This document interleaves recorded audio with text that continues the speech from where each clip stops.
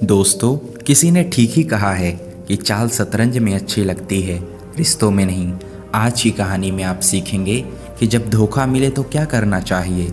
बात पुराने समय की है। नगर में रहने वाले एक व्यापारी का प्रेम विवाह हुआ।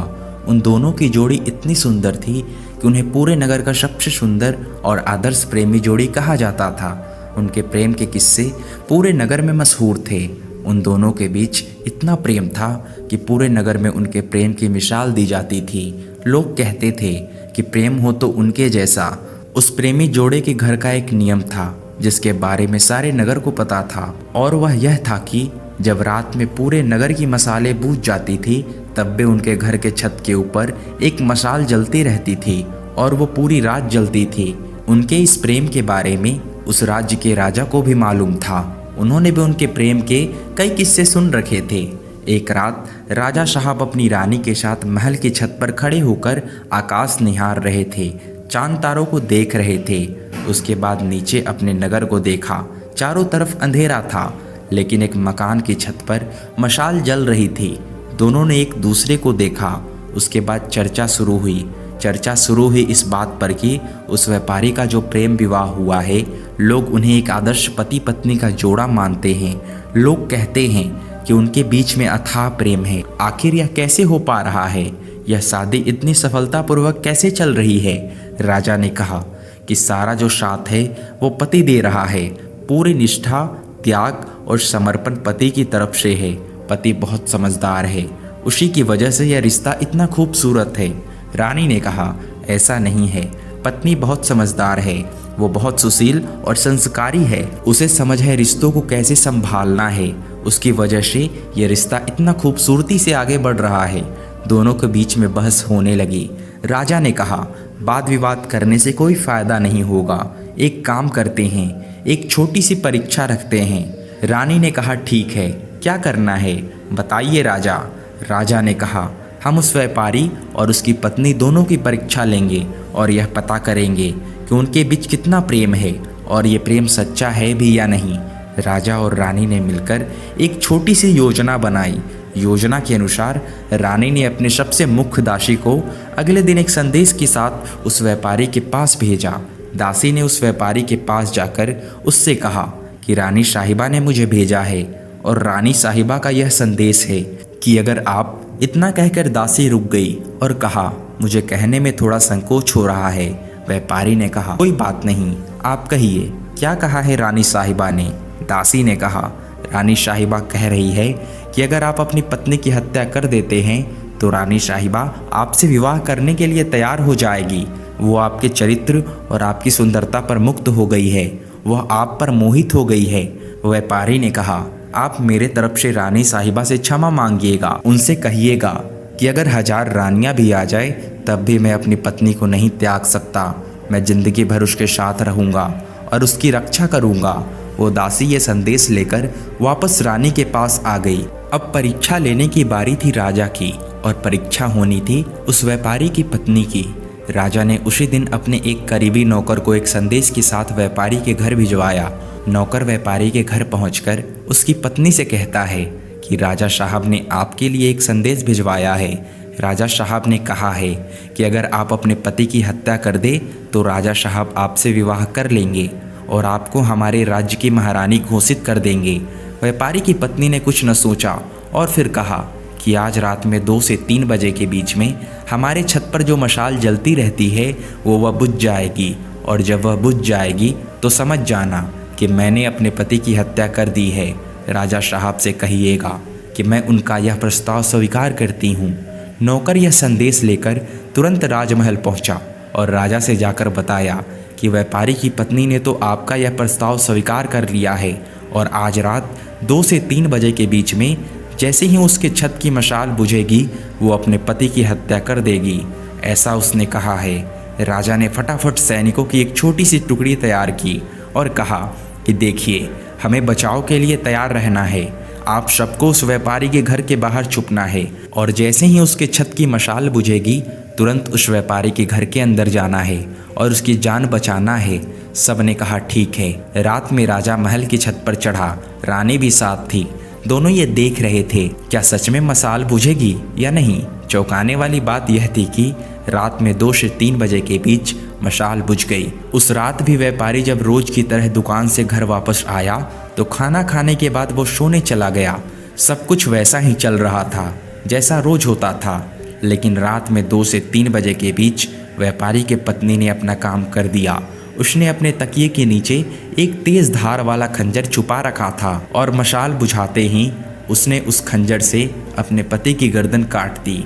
जैसे ही वो मशाल बुझी, राजा के सैनिक तुरंत खिड़की तोड़कर व्यापारी के घर के अंदर गए। उन्होंने उसकी पत्नी को तो गिरफ्तार कर लिया, लेकिन व्यापारी की जान को नहीं बचा पाए। ये खबर सुनने के बाद उस राजा को नींद नहीं आई। सुबह उसका दिमाग गर्म था, गुस्से में था। उसे खुद के ऊपर ही क्रोध आ रहा था कि मैंने यह क्या कर दिया, यह क्या हो गया। उसका महिलाओं को देखने का मन नहीं कर रहा था।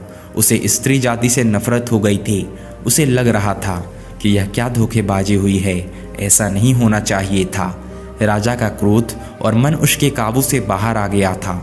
उसने अपने राज्य के सबसे बड़े और बुद्धिमान मंत्री को बुलवाया और कहा, अभी मैं जंगल जा रहा हूँ शिकार करने, और शाम को मेरे महल वापस आने से पहले हमारे राज्य में जितने भी महिलाएं हैं उन सब के सर कटवा दो, उन्हें फांसी पर चढ़ा दो। नगर की एक भी औरत जिंदा नहीं बचनी चाहिए, ये मेरा संदेश है और तुम्हें यह करना ही होगा। इतना कहकर राजा घोड़े पर सवार होकर तेजी से जंगल की ओर चल गया और यहाँ मंत्री के होश उड़ गए। उसे समझ नहीं आ रहा था कि क्या हो रहा है। राजा ने यह क्या फालतू आदेश दिया है, उन्हें स्त्रियों से ही नफरत हो गई है। मंत्री अपने बूढ़े पिता के पास गया, जो कि एक समय में उस राज्य का मंत्री था, और जाकर कहा, पिताजी, राजा पागल हो गया है। उसने संदेश दिया है कि राज्य में जितने भी महिलाएं हैं उन सब के सर कटवा दो, सबको खत्म कर दो। राजा को नारी जाति से नफरत हो गई है। मंत्री का जो बूढ़ा पिता था उसने कहा, बेटा, सबसे पहले तो तुम छुप जाओ, क्योंकि शाम को जब राजा आएगा तो सबसे पहले वो गुस्सा तुम पर ही निकालेगा।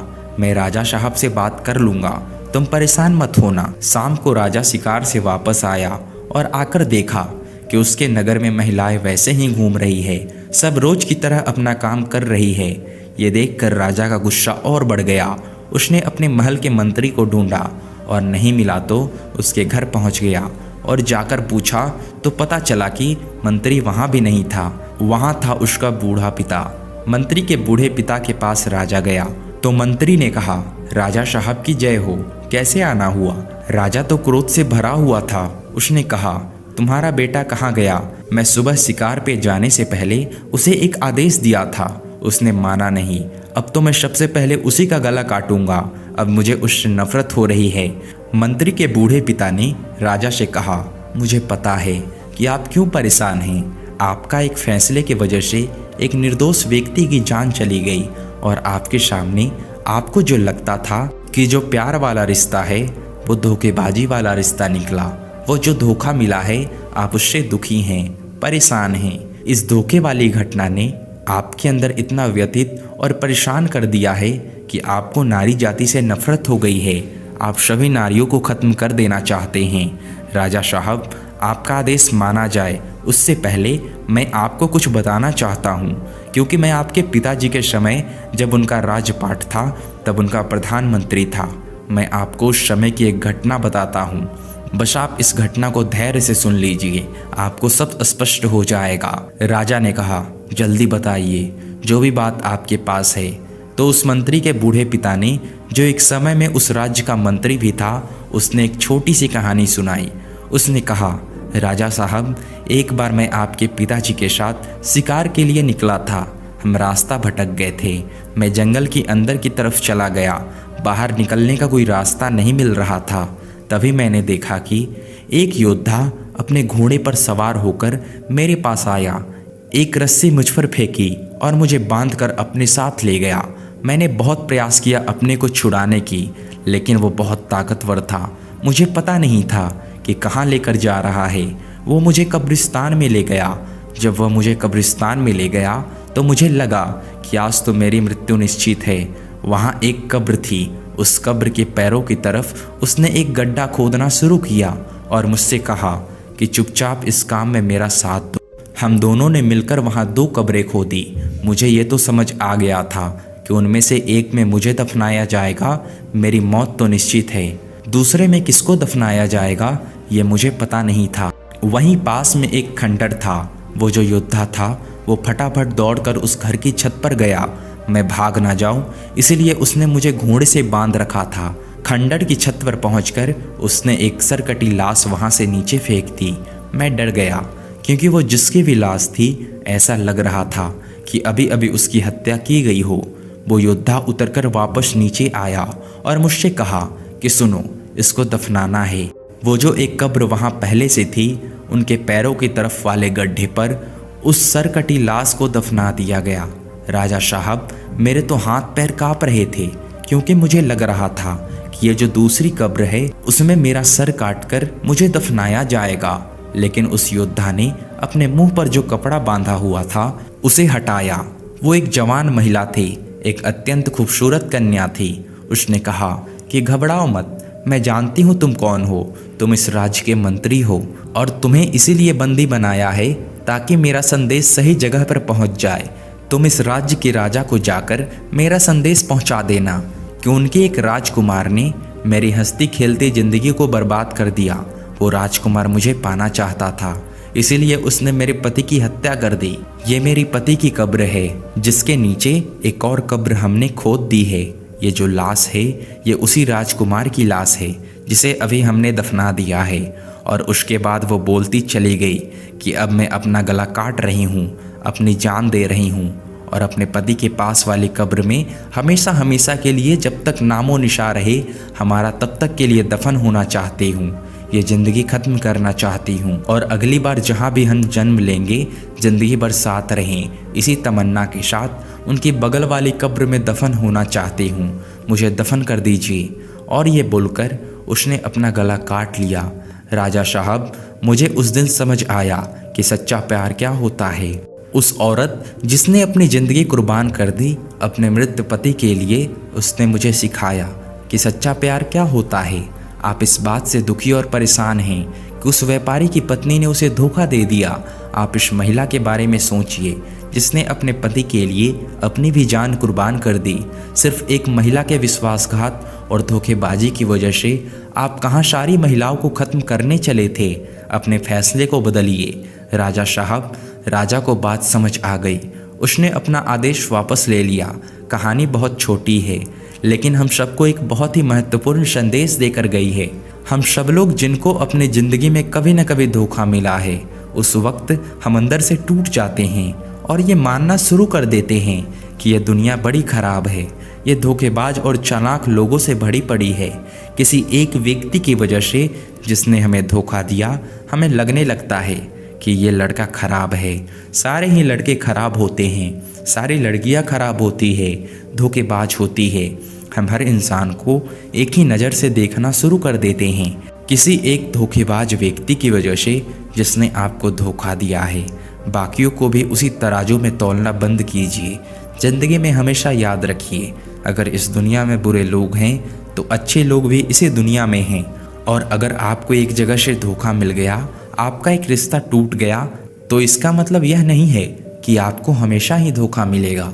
तो दोस्तों, आपको ये कहानी कैसी लगी? अगर इस कहानी से आपको कुछ सीख मिला हो तो प्लीज़ इस वीडियो को लाइक कर दीजिए और इसी तरह की कहानियाँ सुनने के लिए आप हमारे चैनल को सब्सक्राइब कर लीजिए।